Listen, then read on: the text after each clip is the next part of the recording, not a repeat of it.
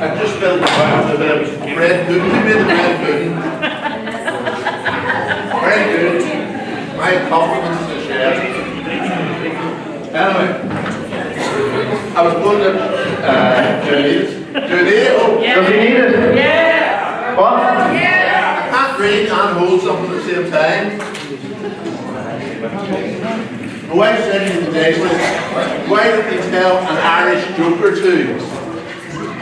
And I said, a joke about the Irish or an Irish joke? Now there is a very significant difference. And in this part of the world, meaning the north, if somebody tells a joke about an Irishman, it's always about somebody from the other side of the border. It's a very straightforward big country and people soon get used to it. The southern part of Ireland can be called Southern Ireland, Éire, the south of Ireland, the 26 counties, south of the border, the Free State, the Republic, or the longer version of it, the Republic of Ireland, or them down there. Or Northern Ireland can be called Northern Ireland, Ulster, which is not geographically correct because there's 9 counties in Ulster. People from down there call it the North. Up here we call it the North. The 6 counties. God's wee country. From down there you could call it them up there. Or the longest title I think of them all is the north of the island of Ireland. So Ireland is such a straightforward wee place, so I thought I wouldn't tell Irish jokes, I'd just tell jokes that might have happened in Ireland. So there was this woman and she was in Mass, and after the Mass she was crying her eyes out. And the priest came to her and says, Mary, what are you crying about? He says, my husband died last night. Oh, he said, that's terrible. Did he have any last wishes? She says, yes. I wish you'd put that gun down.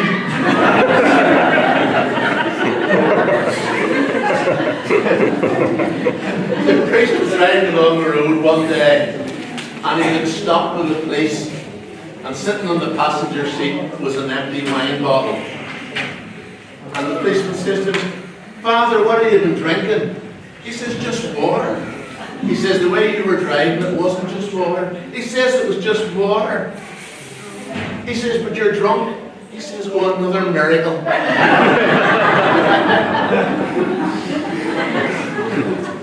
There was this chap, and he was called into the doctor's surgery to the doctor, and the doctor says to him, he says, I've got bad news, and I've got very bad news. Your results came through yesterday. He says, well, what's the bad news? He says, you have 24 hours to live. He says, what's the bad news? Very bad news. He says, the results came in yesterday.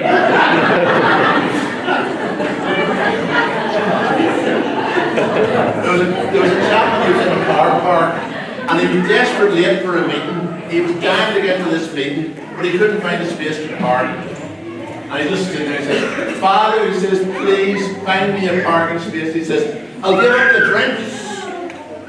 I'll give up the cigarettes.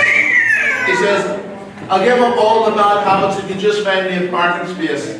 And all of a sudden, a light beams down, the sun just shines right into a space in the corner of the car park. He said, it's all right, God, I found one.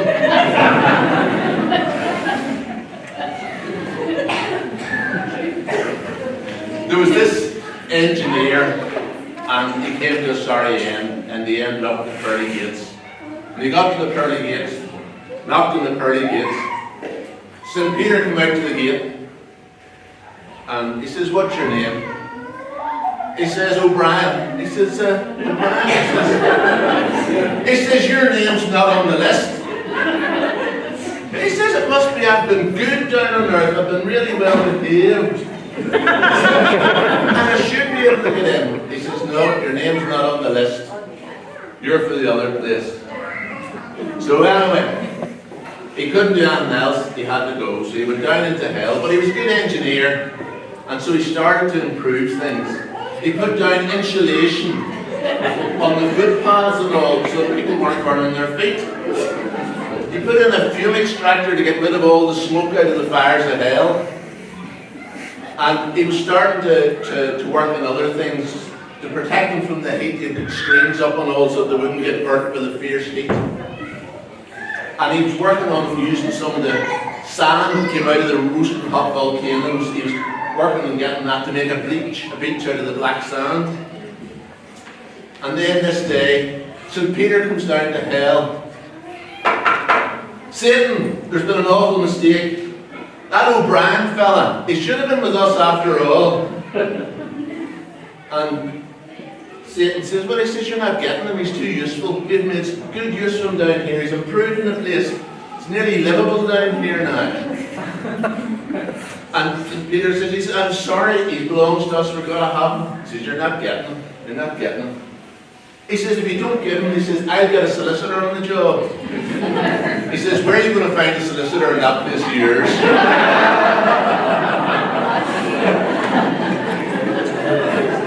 You've been pleased in your name.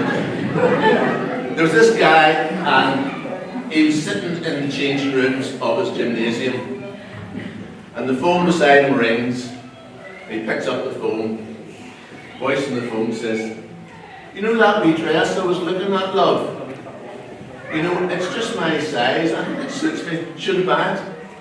Oh yes, love, go on ahead, buy it. And the wee car we were looking at the other day, should I go and put a deposit on it? Yeah, by all means, go and put a deposit on it.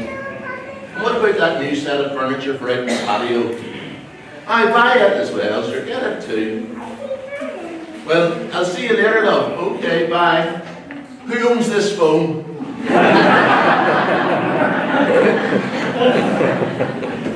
And the last one, there was this wee boy in school. He was quite different from all the rest, and he didn't always look at things the same way as the other kids. And the teacher one day set them an essay. You know the way they do to try and find out what you've been doing over the holidays? They ask the kids what they were doing on holidays. Well, this one, she thought she'd take a wee bit of different tack on it. She says, I want you to write an essay about what would make me happy. And the wee boy thought, I should read it tell. Whereas she wanted him to say what would make him happy. He thought, no, I think she really wants me to tell her what would make her happy. And so the wee boy writes his essay. And as happens to kids from time to time, the teacher says, can you read out your wee essay? And the wee boy stands up and says, well, I've kept it very short. He says, well, read it out anyway. And he says, well, if you'd smile a bit more and be a bit more friendly to people, you might get a boyfriend, and that might make you happy.